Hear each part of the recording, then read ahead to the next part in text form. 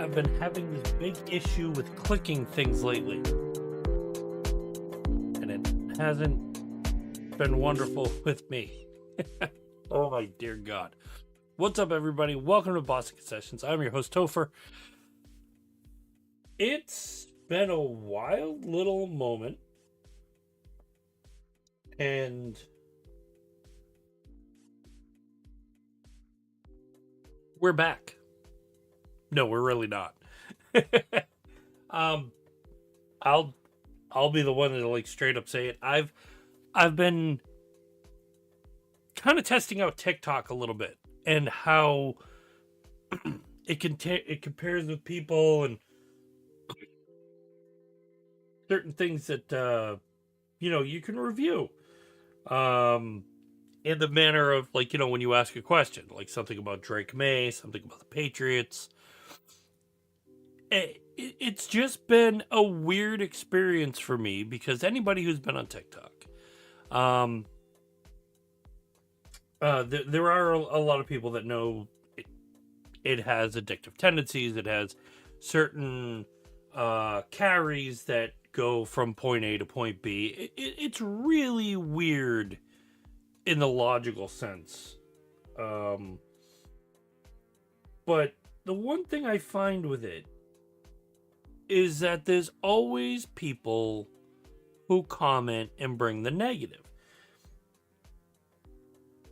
I'm not one to always be about the negative. I'm also not one to like ever like really care. Like, if you want to post a negative comment, that's great.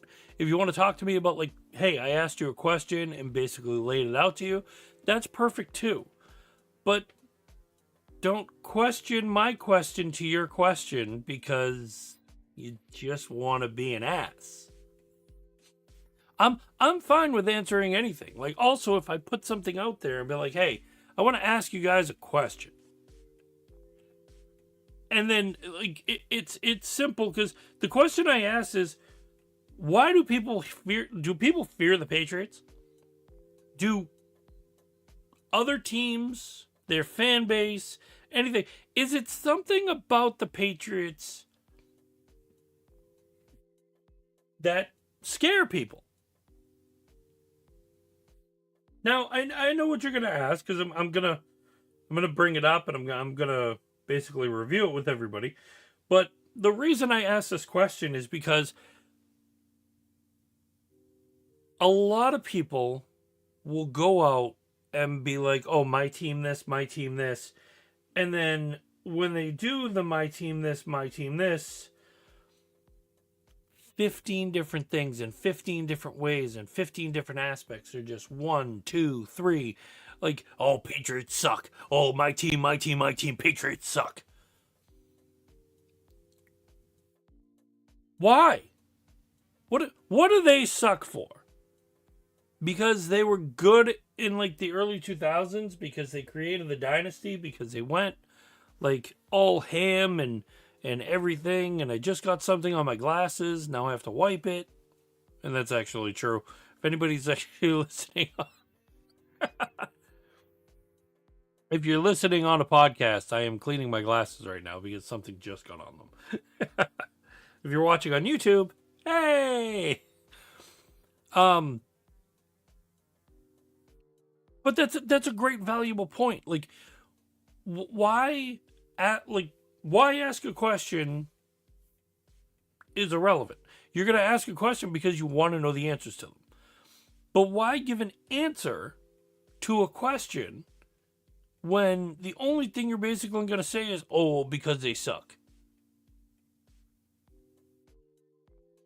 Look, some of the comments, I understood them. I understood them wholeheartedly. I know why they went the way they went. And I don't have any bad opinion about it. And by the way, to anybody also who followed on TikTok, first off, thank you. Secondly, this is probably my most commented video.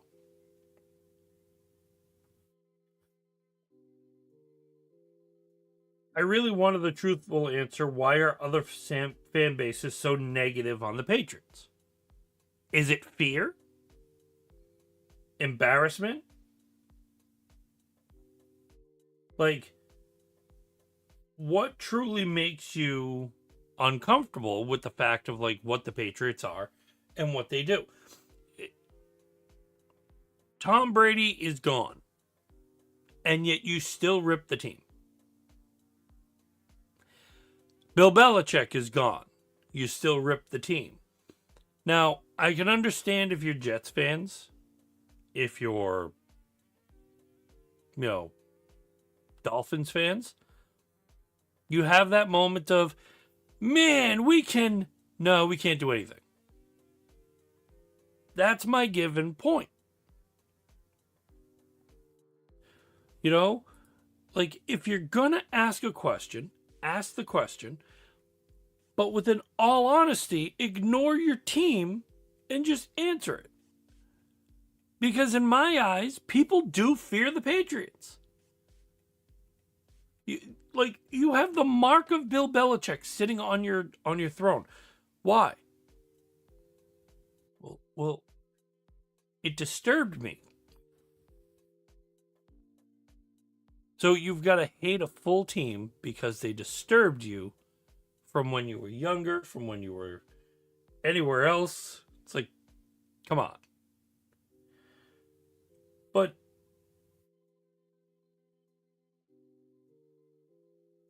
I did want to know what is truly the hate that makes people go into, like, with the Patriots winning. What is it? Because they're really not going to like this video once I get past this.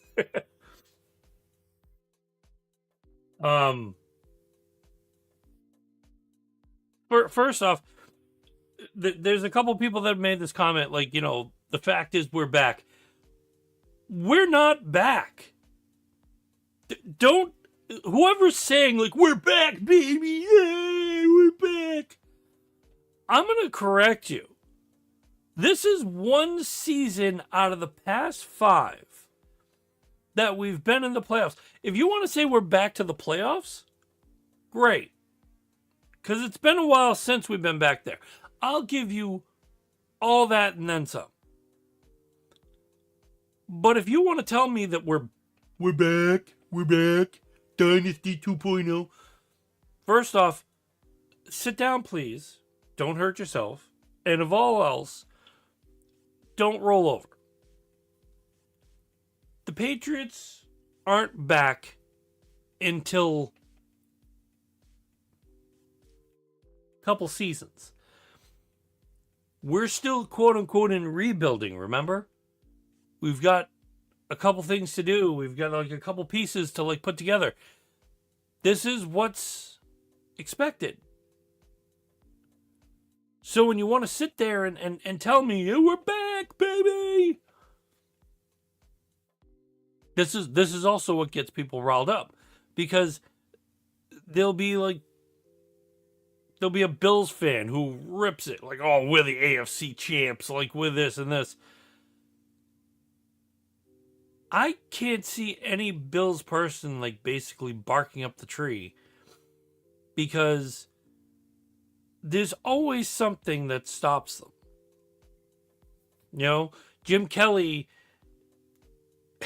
in the 90s went to 4 Super Bowls. Came back with nothing but a t-shirt and broken dreams. Josh Allen always finds a stepping stone that breaks him down. Patrick Mahomes getting in his way. Other teams just basically destroying him. He doesn't have a ring yet either. So, Mahomes being out, it's kind of Josh Allen's step to go forward. Get the Bills to the promised land and maybe make something of it. Is it the best Bills team? Not really. But there's other aspects to look at, especially when you review how many people will talk negative about it. I'll talk real. If Josh Allen doesn't get into the Super Bowl this year, What's the excuse? Patrick Mahomes is already being operated on. Where, he's getting stronger, faster, more durable. He's becoming, the $6 million man to be the next great thing when he comes back from injury. I personally don't care. I still hate Patrick Mahomes. I will hate Patrick Mahomes for like the longest time. Okay? Nothing is ever going to change that. All right? And it's not because, what other people say, like, oh, you hate Patrick Mahomes because of, like, no. I hate Patrick Mahomes because of his ego, his attitude, and the way he, like, looks at, like, other people in the manner of breaking that down. Like, there's other reasons why I hate Patrick Mahomes. But going back to this about the videos, okay, and going back to like the piece with Josh Allen, what happens if he doesn't make the Super Bowl and you don't have Patrick Mahomes there?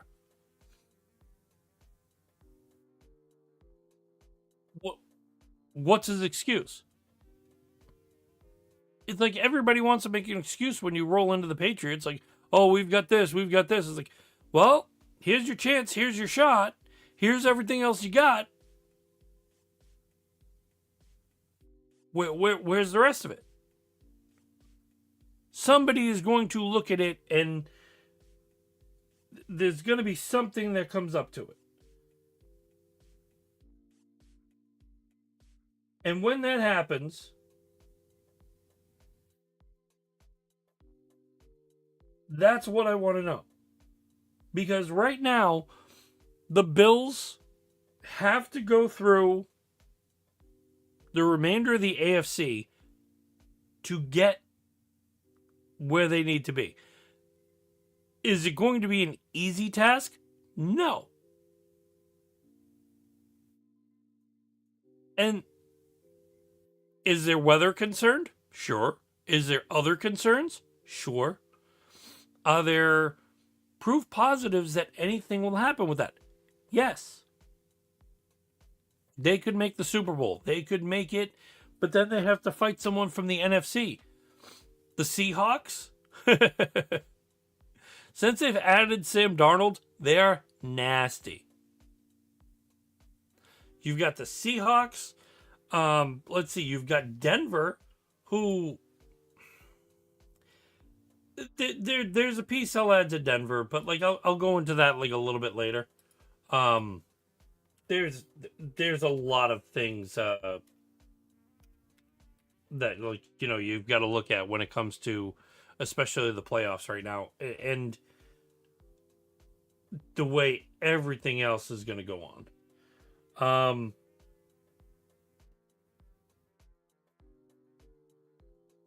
But comments wise,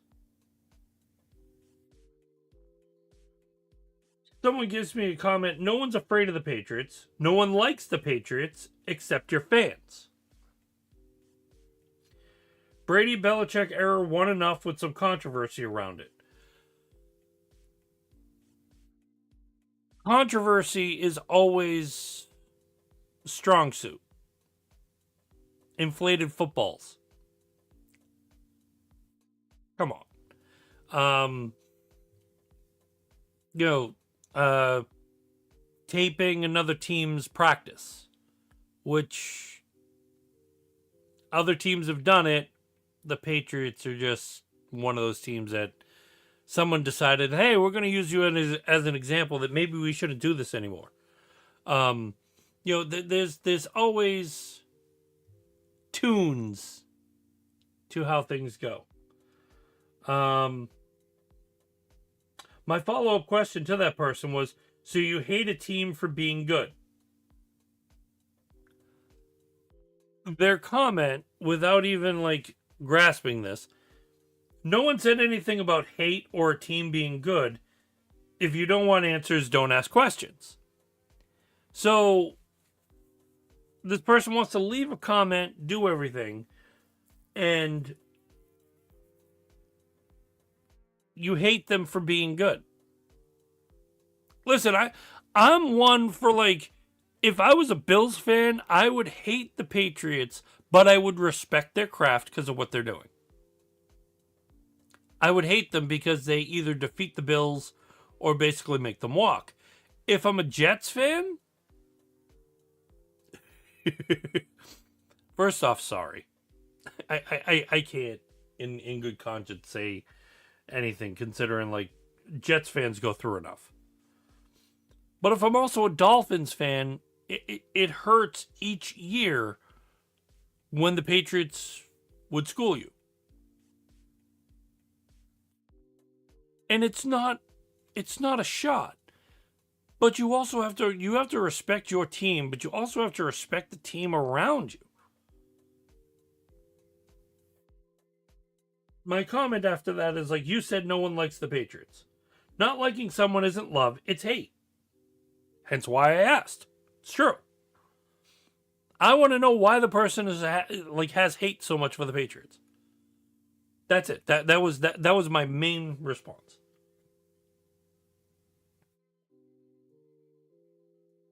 And so somebody made a good comment.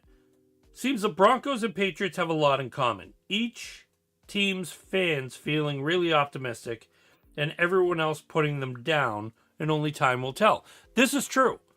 Both have very good defensive prowess for their teams. They also have very good offensive tendencies and very well coached. Denver with Sean Payton, the Patriots with Mike Vrabel, but they also have a young quarterback looking to make a name and looking to grow their legacy as they're young. Bo Nix is blowing everybody out of the water, considering he's making a second year look amazing. But when people sit there, well, why isn't he in the MVP candidate or candidacy? He's not doing as much. It's primarily the Broncos defense. He can score 2 times, walk down the field, or have, a running back or a wide receiver step up and make plays. But it's the defense that's stopping the other team's offense from doing anything. And he's got some valuable games under him. Somebody said if they can go far in the playoffs and have another successful season doing more of the same, then yeah, we're back. But we have to understand we'll never be the same Pats that are under Bill Belichick and Brady. We're beyond lucky to have even witnessed that level of success.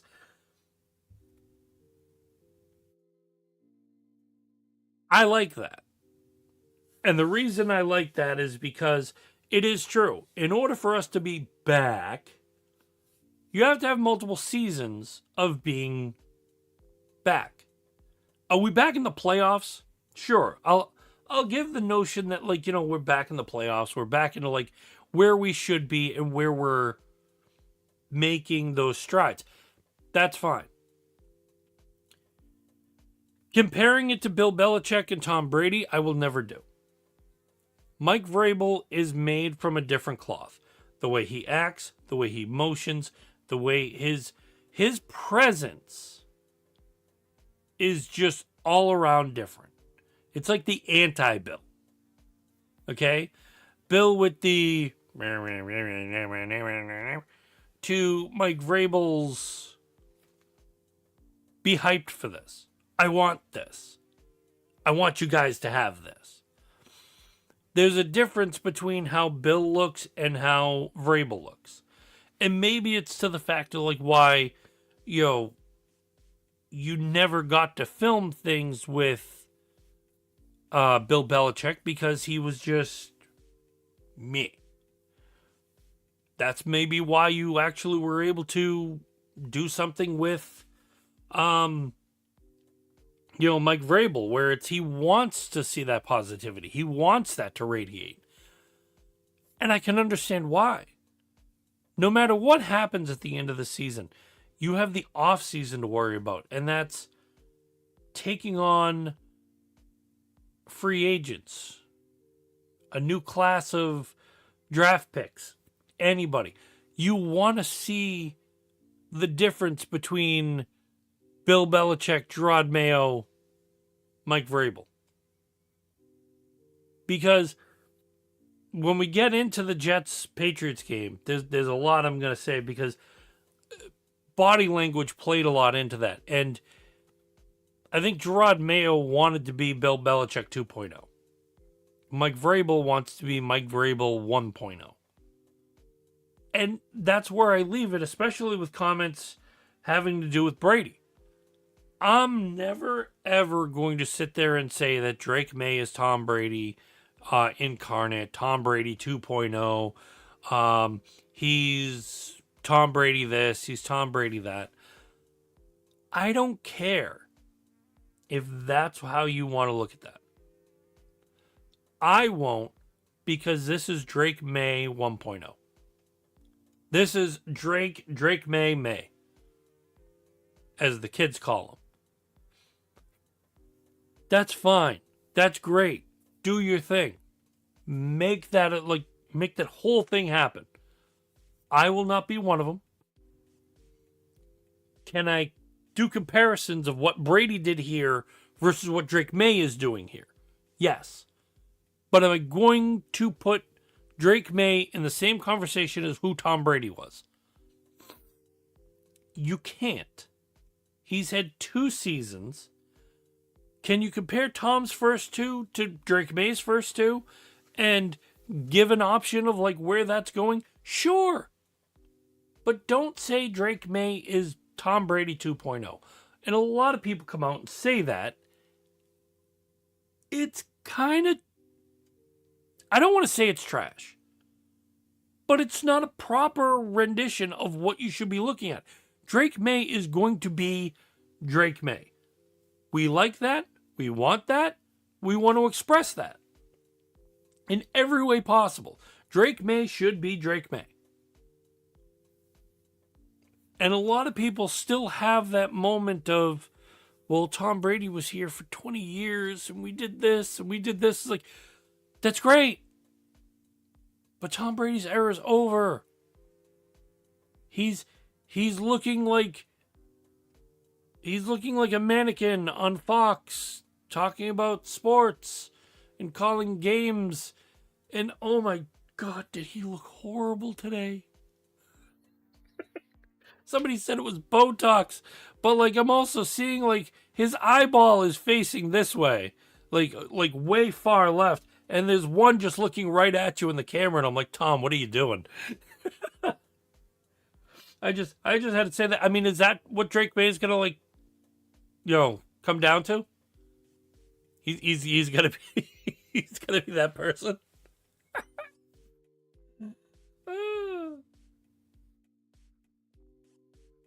But I like what somebody else left. Here's the lowdown. Y'all had a good year, although yourself didn't say anything. Most of the fan base wants to anoint May and Patriots just settle down. Y'all will choke real soon. May hasn't been battle tested, so sit back and enjoy. But it starts with the 90% of the fan base wanting to believe that May is Brady because of this year. Just stop it. That's true. May is May, Brady is Brady. I will never say May is the next Brady. May is the next quarterback for the New England Patriots. That's where he is. May is also the future of the Patriots. He is completely different and completely laid out in a different format and everything than Tom Brady was. He's more mobile. He's also a different play stylist. So we can compare stats after a couple years. I'm fine with that. But to say Drake May is Tom Brady, no. Bad. And then, of course, there's these comments. Easy schedule. I'll believe May is the franchise quarterback if he does it again next season after DC's take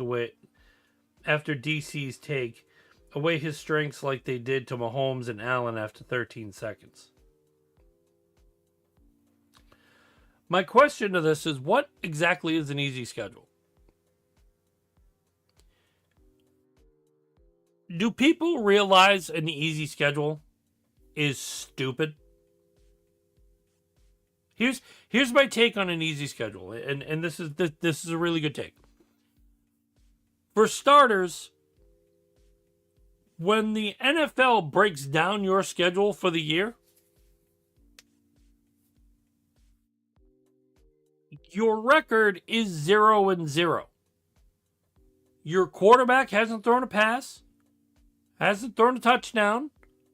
Your running backs haven't run for yards. Your wide receivers haven't gained yards.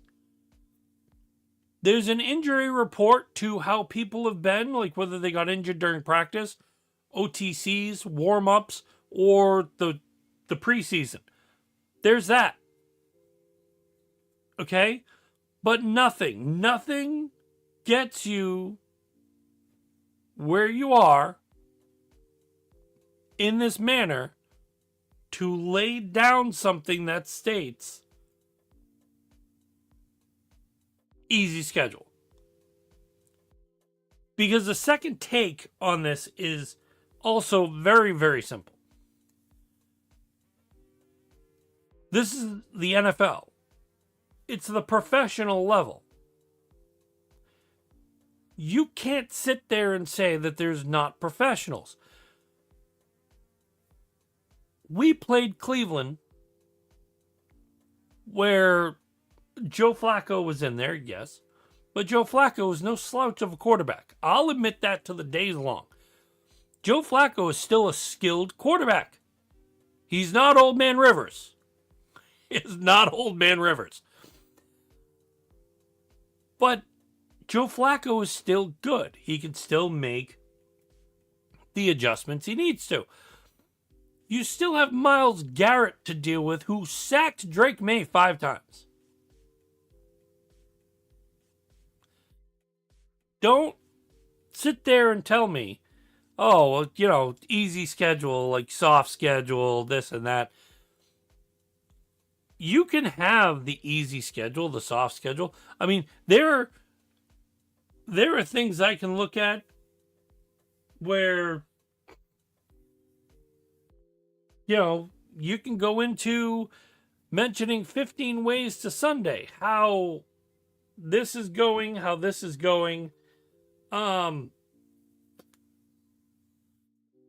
how it's going to interact. In the manner of speaking, you can look at somebody else's schedule. And when you look at somebody else's schedule, someone who you said for the Patriots was a soft win, another team lost.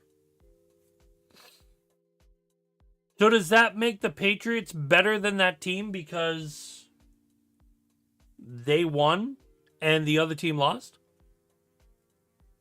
I mean, look at the Patriots versus the Bills right now. I'll break this down. The Bills lost against the Dolphins, and nobody says anything. The Patriots won against the Dolphins, and they have their second game coming up against the Dolphins next week.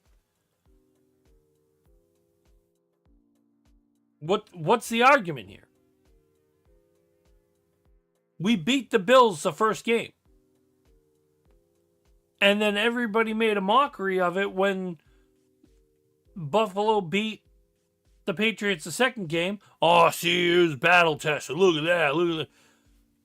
Don't tell me that, because when you look at the score, both of them were gunslinging.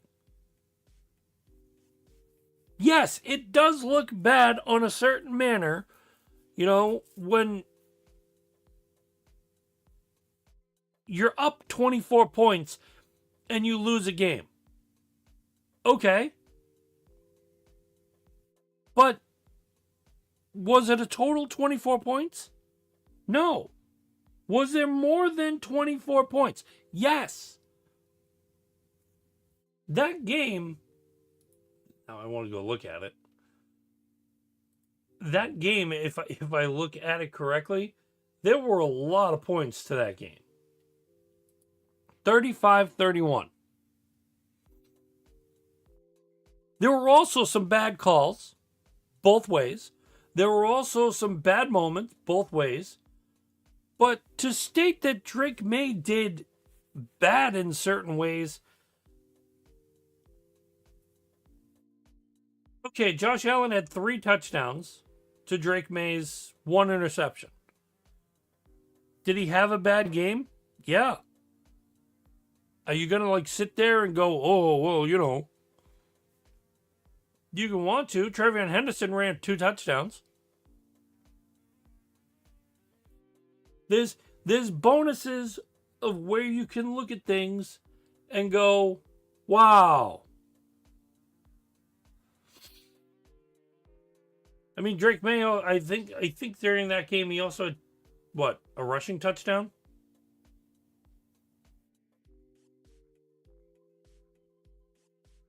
Let's see.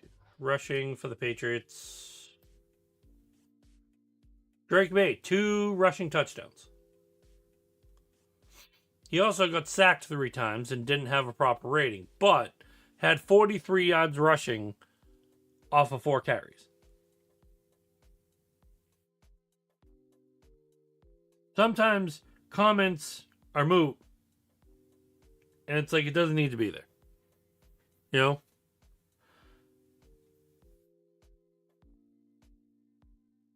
I just love how like people like come into like the easy schedule. Somebody did make like a wonderful comment, and I had to say valid on it. The answer is generational trauma. They had their childhoods and adulthoods ruined by Tom Brady. That's true. Tom Brady, Bill Belichick, and the whole... I mean, Mike Vrabel being a part of that. You know, you walk in, you make the statement, you're playing the Patriots. You probably had the game circled, for crying out loud. Okay, because your fan base playing the Patriots is like, I don't want to play this game because I know we're going to lose. It's not going to be good, and you lose. Okay, great. It's there. But we didn't lose today. The Jets did. And I'll tell you, it was... I don't even know what to say about this. But there are some notables that I have.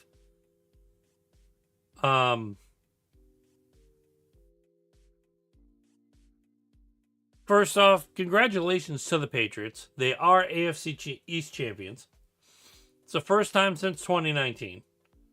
You know, the Bills have been on for 5 years. And now maybe it's a wake-up call that there's going to be an arms race in order to get players and teams and everything. But, yo, are the Dolphins and the Jets ready? Well, Dolphins are closer than the Jets. The funny thing I'll say is while I'm watching the game, the broadcasters are talking about all the draft picks that the Jets have. And I'm like, you're talking like trying to make this positive. Oh, the Jets have this and they have this and like this is where they're at. And I'm like, this is a way for the Jets to fumble. The Jets have fumbled away more draft picks, especially number ones, than they have any other time with anything. How do I know this? Sam Darnold, like I said early in this podcast, is taking a team to the playoffs for another time, looking damn good doing it. You drafted him, got rid of him for Zach Wilson. Let that sink in. Sam Darnold was trash for a Zach Wilson. Here's why I blame New York for Sam Darnold. He got better coaching in Minnesota, Carolina, and now Seattle. You had an all-star stellar quarterback you gave up because your coaching sucked. That's the power of the Jets. So when somebody sits there and wants to tell me draft picks, you got this, that's fine. They'll probably give up the draft picks for a person or something, or they'll go into a room and be like, yeah, we need this guy. What do you need him for? You probably don't. But the Jets will do it. They'll miss a generational talent. They'll miss something else out of it. And next thing you know, they'll be kicking themselves. Oh, I didn't think of that. The one thing I will say is Brady Cook looked interesting. Could they possibly have a good quarterback on their hands? And I'm meaning the Jets because I'm looking at them from today. He was 19 of 33, 152 yards. He did have an intersection. He did have an interception, as well as getting sacked. But for whatever reason, Brady Cook just looked comfortable. And maybe that's something that the Jets can grow on. I'm not saying the Jets are a bad team, all in all. Just they've made bad decisions. They've looked sloppy, and they can look better. That's not just a standpoint for me. I'm not also one that I'm going to come on a thing and be like, hey, I'm a Patriots fan, but I'm going to bash the rest of the league. I'm not that guy. I'm a fan of football. I'm a fan of sports. I'll even give the Yankees their credit where credit is due. So don't push the envelope with that. But no, there was something about Brady Cook that really did look comfortable. It looked good. And yes, it's playing a Patriots defense. And he's going in there already basically annihilated within what his expectation is. But there was just something about him that it looked different. He didn't look rattled. He didn't look scared. He looked poised. He looked ready to attack. That's how you would want a quarterback. Hopefully the Jets grow with that. But as everybody does know, Patriots dominated the game, 42-10. Now, here's where I want to say something about the Patriots versus the rest of the league. The Patriots have a road record of 8-0. Now, that hasn't been done in a while. I think the last person to do that was Tom Brady.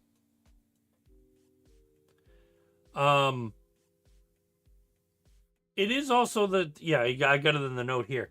It's the third time in franchise history they've finished undefeated on the road. So you're throwing up 8 games on the road.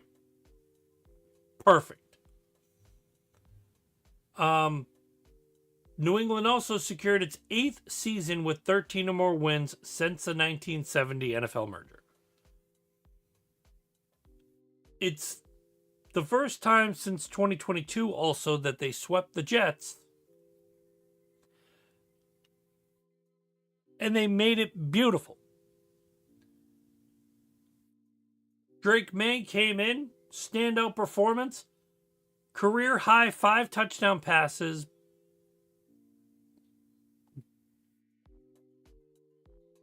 I basically forgot my thought.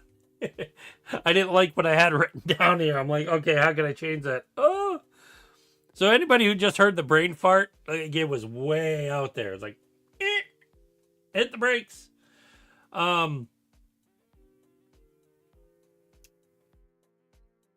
Drake May was sat in the third quarter. It was made to go for They switched over to Josh Dobbs. In hindsight, yeah, like him throwing 5 touchdown passes was probably a net, considering like other teams have played the Jets. They don't come out in the first half and throw 5 touchdowns. There's something about that like you have to look at. And I know people go, oh, it's the Jets, they're soft. Like, there are some players on that Jets defense that are not slouches. They're not bad. And there's also players on other teams like Myles Garrett. Myles Garrett scares me. He's a giant dude that scares me. Why? He's a sack machine. He sacked, like I said already, he sacked Drake May 5 times in the game. Did the Patriots roll over and just, no? Did other teams? Sure, there were a couple this year. There's points where you can always say it's soft on teams or it's a soft schedule. You still have to play it. And can things go wrong in a game? Sure. When things go wrong, does it become problematic? Yeah. You're sitting there talking about like something that, hey, this should be an easy win. Let's go. And it's not. Because the team puts up a fight. They basically get, the adjustment in them. That's what they want to see. That's what they want to do. That's where they want to go. Guess what? That happens. Happens with any team. You can always circle the schedule. That's going to be an easy game. That's going to be an easy game. We all did it before the season. Oh, we're going to cakewalk this team, cakewalk this team, cakewalk this team. And some of them had some fight to them. And everybody said, oh, they're going to play the Bills. They're going to lose. We played the Bills the first game. We won by 3. Played them the second time. Yes, we took our foot off the accelerator, and the Bills made us pay for it. The refs made us pay for it. What was the after effect? The after effect, of course, was you're looking at the Bills that won the game, but we still did everything in order to make things what it was.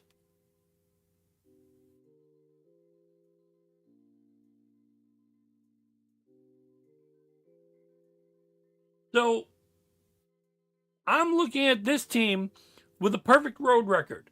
Beautiful. The division title since the Bills lost to Philly. And don't give me, oh, they played Philly. Listen, Josh Allen stated to the fact that he likes the rain. He likes the aspect. He wish it rained harder because it's better for like grip, etc. All the other like crapola you can just tie down to it. Nah. I don't care. The Bills lost. He had a wide open person and overthrew him. Bills lose. What's going to be the outcome and what's going to be the excuse then? It seems like everybody wants to make an excuse for when things happen. Just look at the facts of what happened. Can I sit here and blame the referees for 2 calls on a Bills game? Sure. Do I talk about it a lot? No. What do I make mention of? The Patriots did not execute besides those 2 penalties. You could have had the penalties, came in and did everything else. You could have made sure you had A, B, and C done, situated, and good to go. You didn't. It's an error. Move along. There were bad things. There were good things. There were everything that happened that were where they should be. Don't sit there and state, oh, well, you know, they could have. Like, no. They didn't. They could have, would have, should have, didn't. That's all you got to look at it and how you look at it.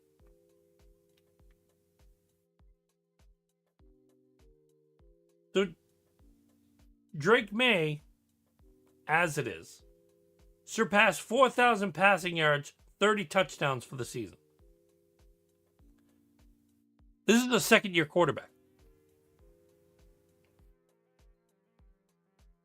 It's pretty good to get into it where you have a second-year quarterback making these strides.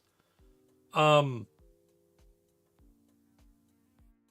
mean, Drake May for 2025, he is third in the league for passing yards. He is tied for third with passing touchdowns. His passer rating is first. He's got a 112.9. His completion percentage is first, 71.7. His yards per attempt, 8.9. He is first in the league. These are not something you overlook, especially when people sit there and state another New England Patriots quarterback is not going to be MVP. He should not get the MVP candidate over Matt Stafford. He shouldn't get it over Jared Goff. He shouldn't be like this, that. No. Look at the statistics. You can always run up yards. When you have good weapons, good mentality, and you have basically the years to do it, you're gonna make a lot more touchdowns, a lot more yards. You're gonna be able to look at everything. This is a second-year kid coming in and showing you what he's capable of. That makes you look old. Well, it makes me look damn old. And I'm sorry, when you play the Jets and your stat line is 19 of 21 for 256 yards, 5 touchdowns, and a quarterback rating of 157,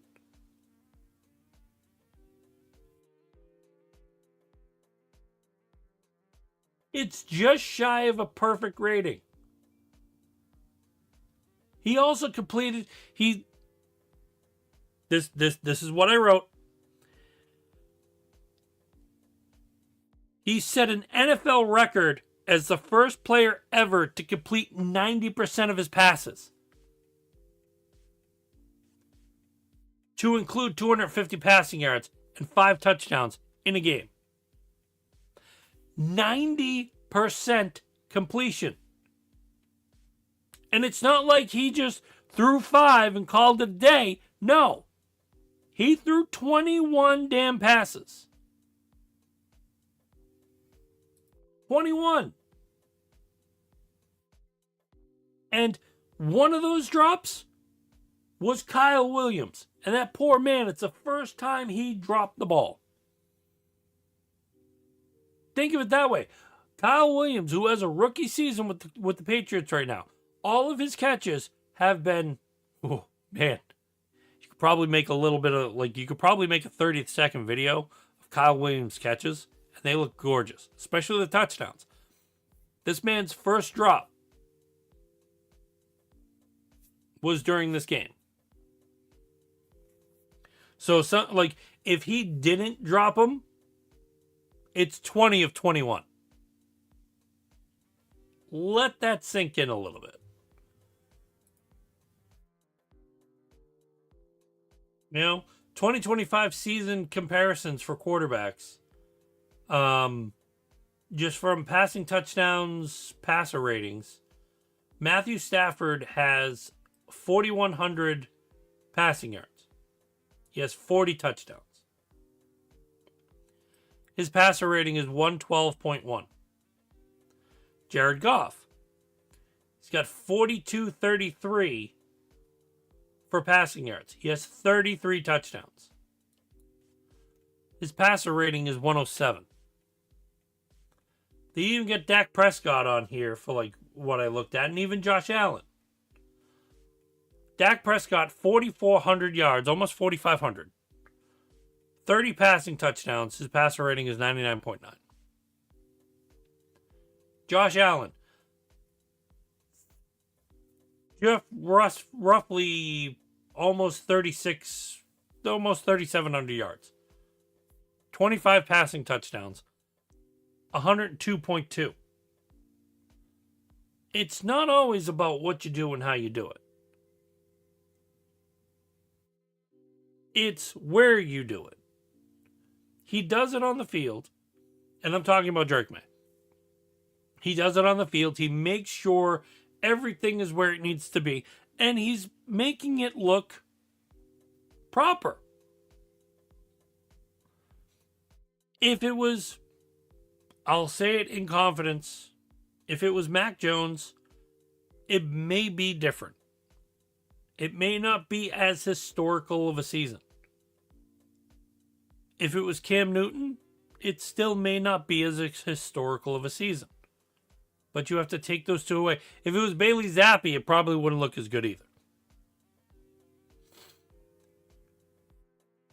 But if you probably had somebody else in this system, they'd still be learning, they'd still be doing everything, and they'd still be making adjustments. Drake May is 36% higher than what he was last year. The sophomore slump for quarterbacks, this does not exist with him. Drake May's 2025 statistics, he finished with almost 2,300 passing yards, 15 touchdowns, and an 88.1 passer rating in 13 games he played. Even adding the other games that he didn't play where Jacoby Brissett played, he probably wouldn't have the 30 passing touchdowns, the 4,200 yards, or the passer rating of 112.9. So get that out of your head. But when you look at, he's come so close to doubling his passing yards. He's definitely doubled his touchdowns. And he's made his passer rating look so much better. Did it help with an offensive line? God, yes. Did it help with getting him a proper receiver? But did it help with the motivation of a coach? Again, the difference, and I saw it during the Jets. When you look at Gerard Mayo, he did not have that explosive persona that Mike Vrabel has. And you see it. You also don't have the same Because even with the loss, Mike Vrabel still has that, we went out, we played a good game, it's okay. But he's still livening everybody up around you. When you look at the Jets and how bad it is, the Jets just look like their cat ran away or their dog of 24 years passed away. I don't wish this on anybody. But you look at their faces. For starters, you're on the Jets franchise. I feel bad about that. But if you can't find a happiness in that or motivate your team, is there a reason why the Jets scored only 10 points? Yeah. I mean, I could take... If I'm a Jets fan, you know what I'm looking at? Brady Cook looking really good. He didn't throw a touchdown, but he looked really good. The stats don't do it justice. But there's just something about his persona. I'm taking that as a win.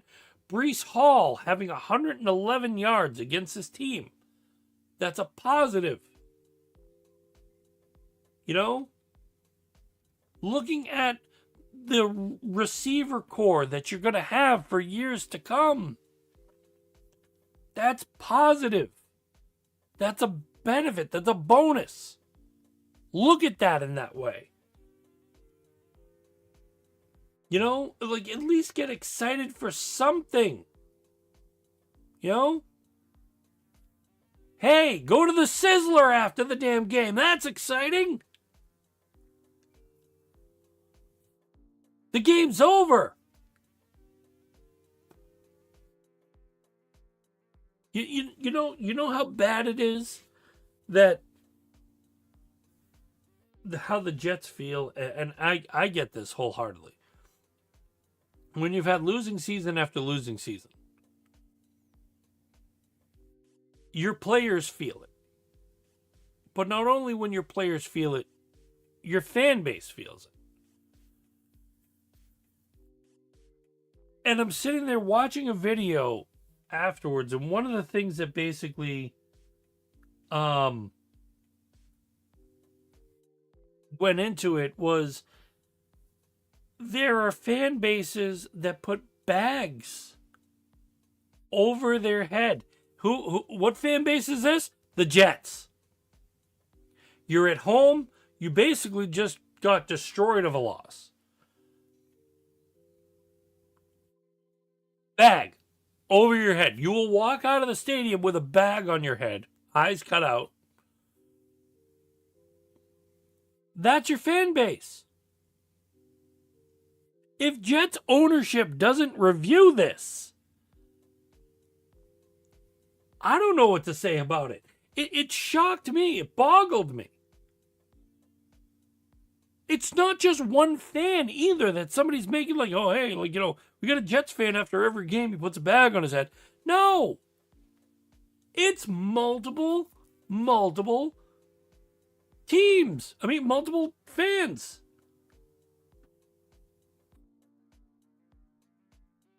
It's shocking. If that was my fan base, if I owned the Jets and that was my fan base, I'd put a bag on my head. Because what owner wants to, like, look, you know, I don't want to see it. It's horrible.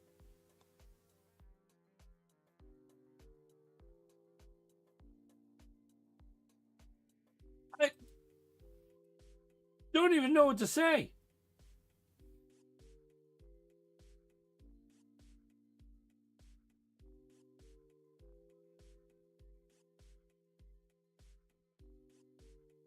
I did do a comparison though.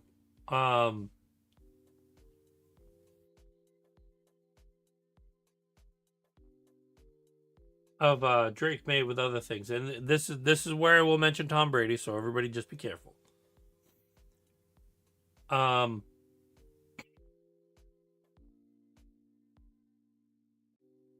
Drake May also in the game, he set a record by throwing touchdown passes to 5 different receivers.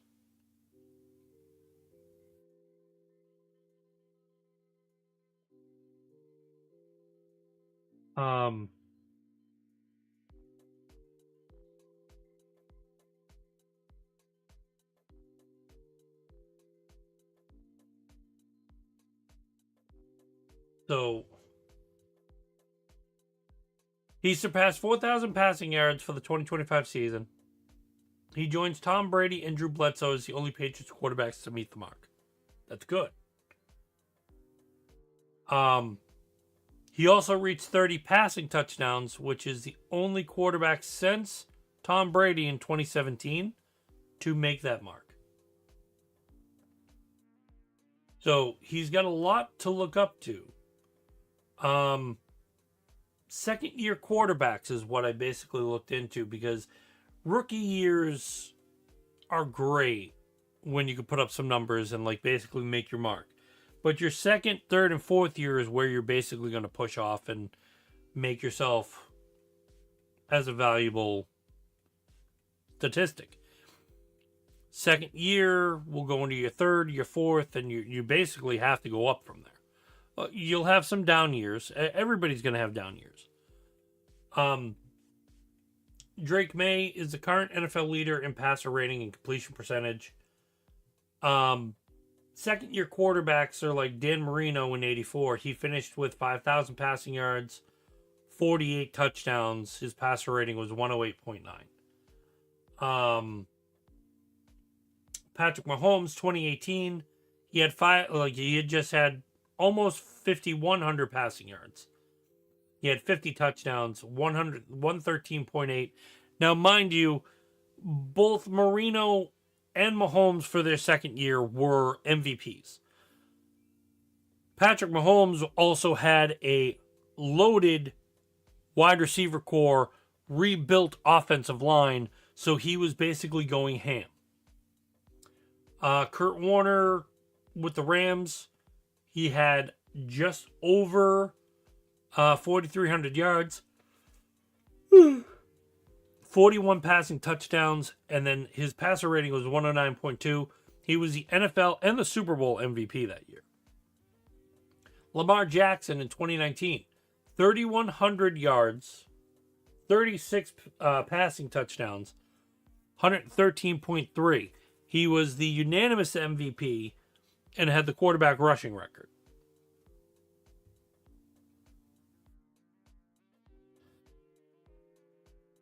So, you also have Peyton Manning in 99. And why is this significant? Because his second year, he was 4,100 yards, 26 passing touchdowns, 90.7 passer rating, and he took the Colts from a 3-13 team to a 13-3 team that year. So, there's notables. 5 other second-year quarterbacks since the 70s have ranked in the top 4 in both completion percentage and yards per attempt. That is Marino, Manning, Warner, Joe Burrow, and Brock Purdy. 4 quarterbacks have won the NFL MVP award in their second season. That was Marino, Warner, Mahomes, and Jackson. That puts Drake May right in that category. 4 quarterbacks have won a Super Bowl in their second year. Kurt Warner, Tom Brady, Ben Roethlisberger, Russell Wilson. A potential target for the 13-3 Patriots. Now, do I see it happening? It's a very, very long shot. Could it happen? Yes, and I'll explain why in a moment. Unprecedented improvement. His improvement in the deep ball from his rookie to his second season is the most significant jump recorded in the last 20 years. And that's for tracking data. That's gorgeous. May's performance is not only exceptional for his current season, is also tracking to be one of the top sophomore seasons in NFL history. It's precedent to say one of the things that basically has shaped and formed this Patriots team right off the bat is Drake May. So when you have a quarterback like Drake May doing exactly what he's doing, it shows. Your team is going to show. Your aspect is going to show. And that's a beautiful mindset to have. Because it just looks forward to the future with the Patriots. Had that yawn, come on. So, the point, I just lost my train of thought. Son of a... I haven't sworn this whole thing. That's good. It's an hour of no swearing. Getting better at like certain things.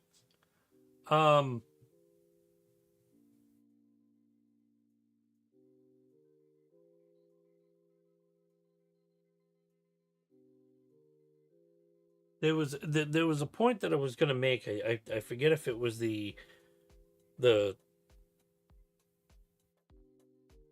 with the Patriots and like where they were going.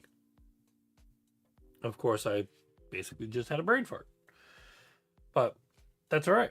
That's what happens when it's like just you and you're writing everything. It's like, oh, hey, you know.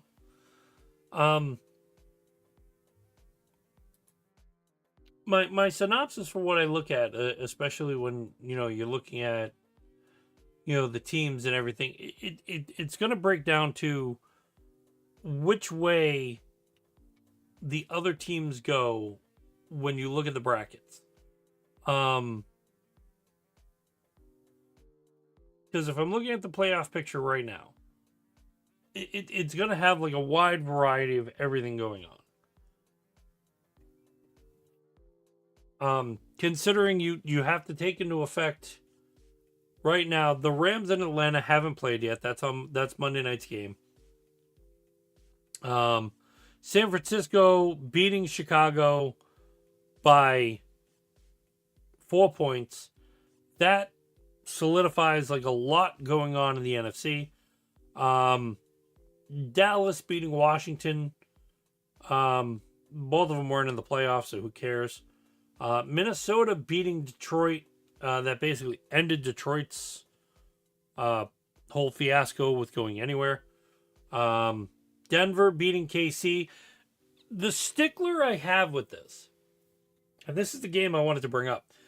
Denver playing Kansas City should have been a cakewalk for how Denver goes. But one of the comments I made earlier in the podcast was Bo Nix and how, strong characteristic that it goes. If you can't walk into Kansas City and slap the taste out of Kansas City's mouth, there's something weak about you that makes me a little nerved. Because Kansas City is so vulnerable right now.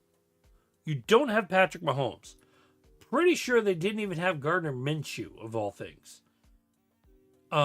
Which doesn't stand for being like, an overall holy crap.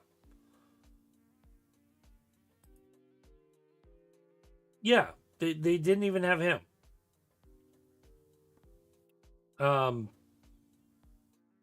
Oakledon? All right.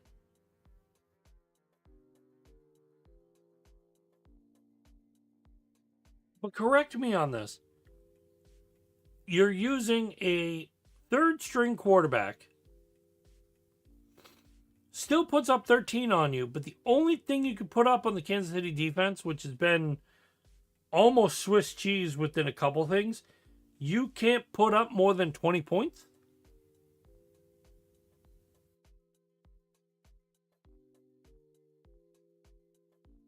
I mean, Bo Nix went 26 for 38. Here's the basic part where you can break this. Bo Nix had 38 pass attempts. 26 of them were completed. 182 yards.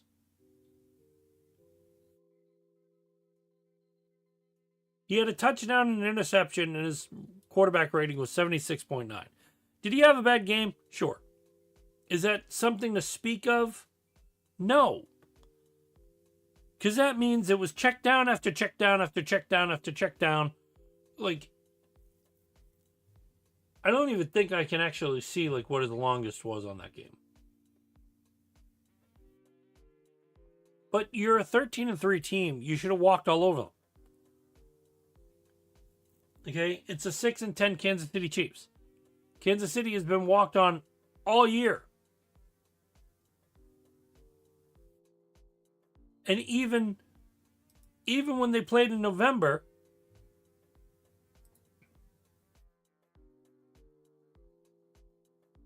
when Mahomes was in there, the Broncos beat them by 3 points. So again, you didn't put up like a lot of things.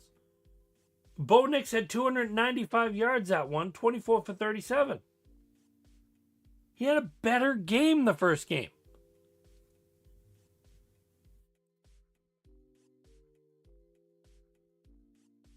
Let me see if I can see their schedule. I want to see the losses they had.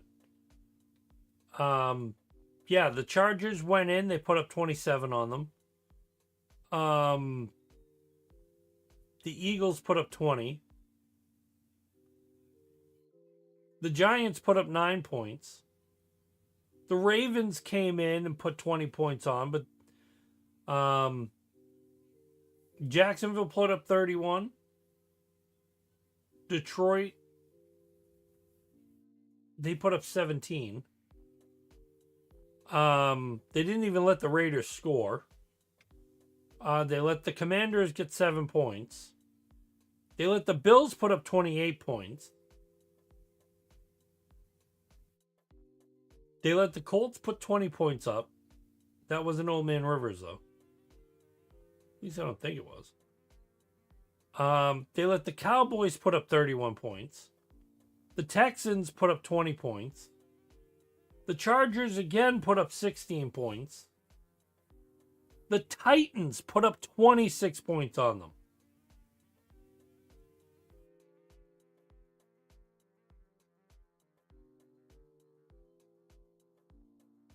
There's a lot to that. That's just sad. That's probably like, your AFC, hit right there. Looking at other games, Houston, I almost want to say LA Clippers each time, but I know it's the Chargers. Does anybody else have that issue? Houston beating the Chargers by 4. Baltimore basically just stomping on Green Bay, 41-24. Seattle beating Carolina 27-10. Cincinnati beating Arizona 37-14. Cleveland did handle Pittsburgh 13-6. So that's a big one to watch. Jacksonville beating Indy 23-17. Miami beat Tampa 2017. We all know how New England, New York happened. New Orleans beat Tennessee 34-26. The Giants beating the Raiders 34-10. And Philly beating Buffalo by 1. Now, going for 2 points on that Philly-Buffalo game, kick the friggin' field goal.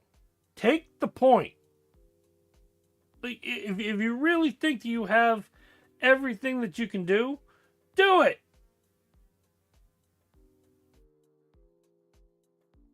Horrible. By the way, before I forget, Efton Chisholm. I forgot to get how excited that man got his first touchdown. Efton Chisholm, what a name.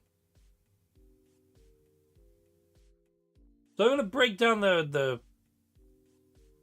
spots.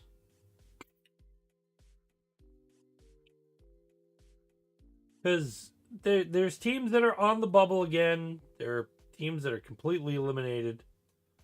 So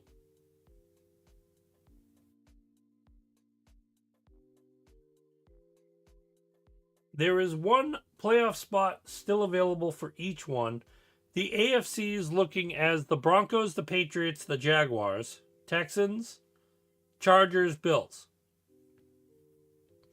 Then the NFC, you have the Seahawks, the Bears, the Eagles, the 49ers, the Rams, and the Packers. The last teams to go, if the season ended today, if there was no other game, the Steelers would clinch in. And the Panthers would clinch in as well. But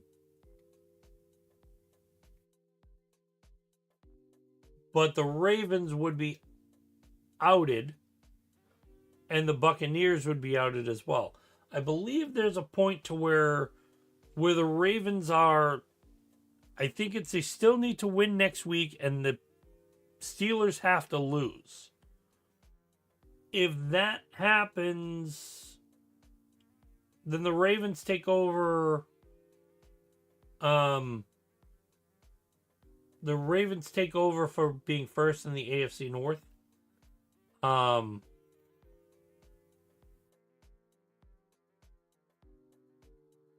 yeah, looking at that, and then it would make a It would make a big, huge deal. Of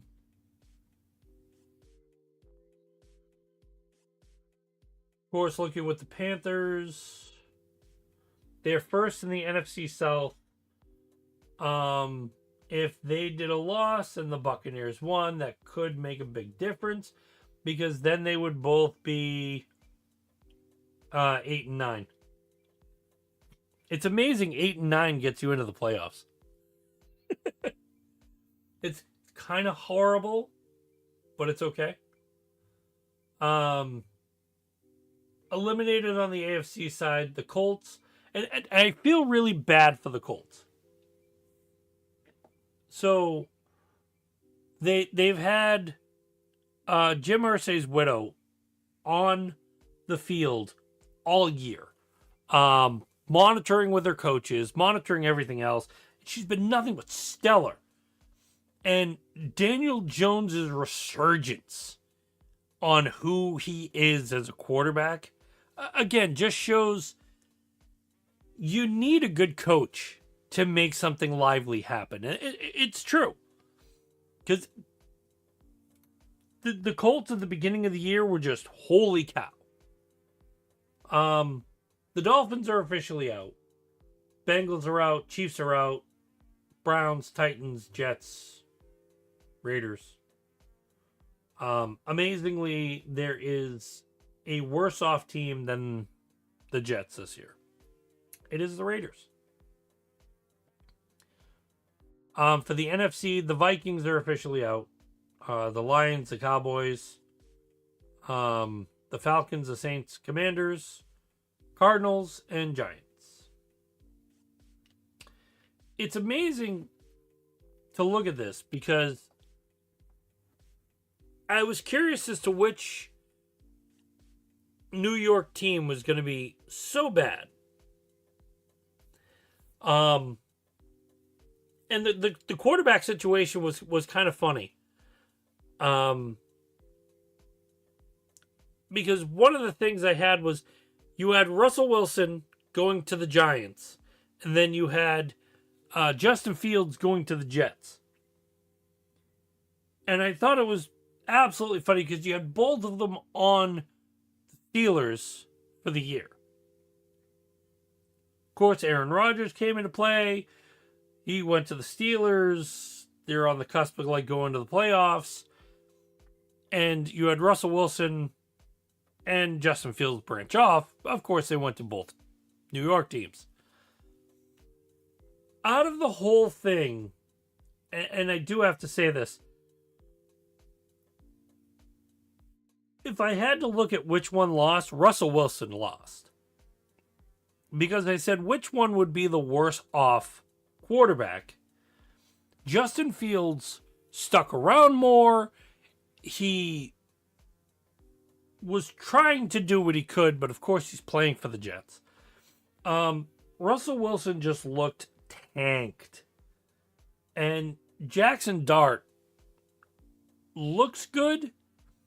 And I have a feeling if they put things around him, the Giants are going to look great. It's just, what do you really do with the Jets? Justin Fields, I think, is still pretty young. So, I mean, he could be someone within, a record point as it is. So horrible. So horrible.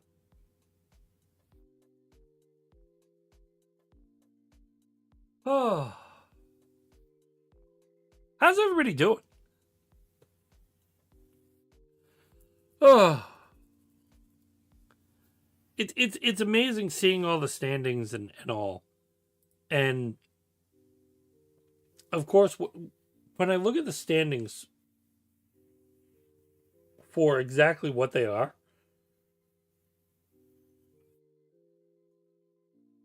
there's some teams that they're not bad. They're not bad. They just need some finely tuned finesse.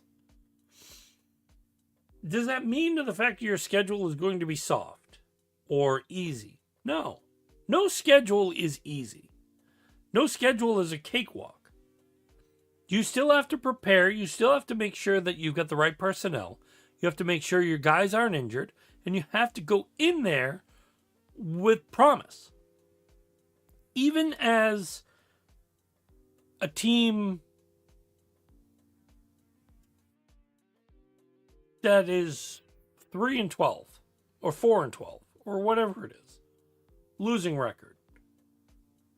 If you go in and show who your defense is, you're going to show that for, hey, we may not do anything this year, but wait until next year. Wait until we have everything we need for next year. We may be 1 or 2 pieces away, and then people are still going to say, oh, yeah, that's going to be an easy win. And they turn it over.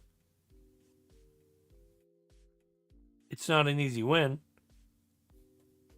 They have you win by 1 point, 2 points. You have to, like, with 3 seconds left, you have to kick a field goal to beat them. Is that theoretically possible? Yeah. All some teams need are 1 or 2 pieces that put everything together. My final thought for this, looking at the teams and everything, the Patriots went through a rough 5 years. They thought Mac Jones was going to be the answer. They thought he was going to be someone who came in and made a name for himself. Is he making a name for himself in the league? Yeah, he still is. He just didn't make it in the Patriots organization for whatever it was, whether it be the Belichick method or having, Laurel and Hardy as his offensive coordinators. But there was something broken when you look at the Patriots for the past 5 years. Bill's exit, Gerard Mayo taking over, not showing any emotion or anything like that on the sideline. It does leave a mark when you're a Patriots fan. Or any fan for that matter. I don't care who you are. Like looking at the sign of defeat, even in the coach. When a national stage can see what you're doing and see that you just have everything, just like the life and soul sucked out of you, your team sees that. Your ownership sees that. How you're carrying yourself. Every play, when you watch the Patriots broadcast, you look at the Jets coach and he just looks like he's aging every second he's on the TV. Your coach shouldn't look like that. He should be gearing his troops, looking at everything to where, like, yes, this is a loss, but we're going to bounce back. We're going to grow. We're going to take these, go into next season, and hopefully have a positive aspect. That could be true. That could be false. That could be like me talking out my butt. I don't know. But there's possibilities. You've got to run with them. In the manner of speaking with the Pats, the Bills controlled everything with the AFC East. The landscape has changed again. What does that mean? It means to the fact that if Josh Allen couldn't get past Patrick Mahomes or just get into the Super Bowl, mind you, it's going to be pretty bad now that the fact that you have Josh Allen versus Drake May for multiple years to come. And it's not only just multiple years to come for what you're looking at. You're looking at, with Vrabel being around, Josh McDaniels being around, a lot of pieces. With the young core you have, the growth and everything you're doing, and the motivation you have behind the team, at some point, I wouldn't be surprised over the next 5 years You are talking about the Patriots being back in the Super Bowl. Could it be this year? I don't know. The aspect with that is very, very open wide, because once next week happens, games are over. Your playoffs start.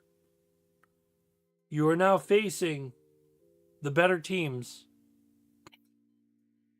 in the AFC and NFC. There's no crying, there's no rhyme or reason, there's nothing. So,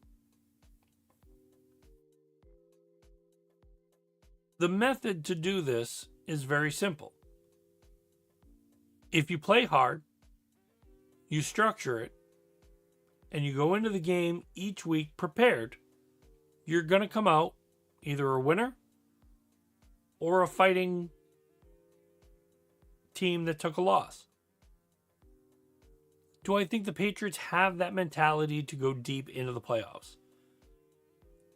Yes. They have a mentality over other teams that I would take them over those other teams.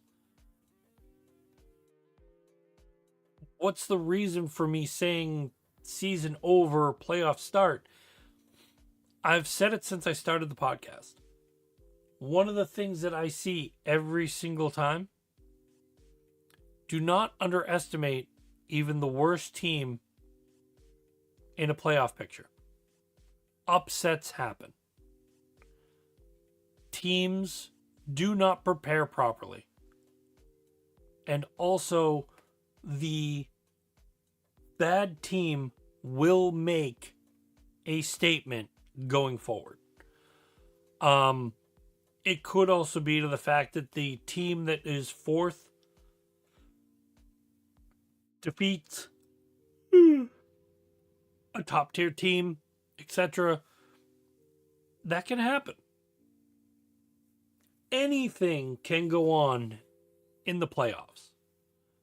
Because right now, when you look at a playoff team and you talk about a record, 0-0. Your stats to 0. And there's nothing else to look at from there.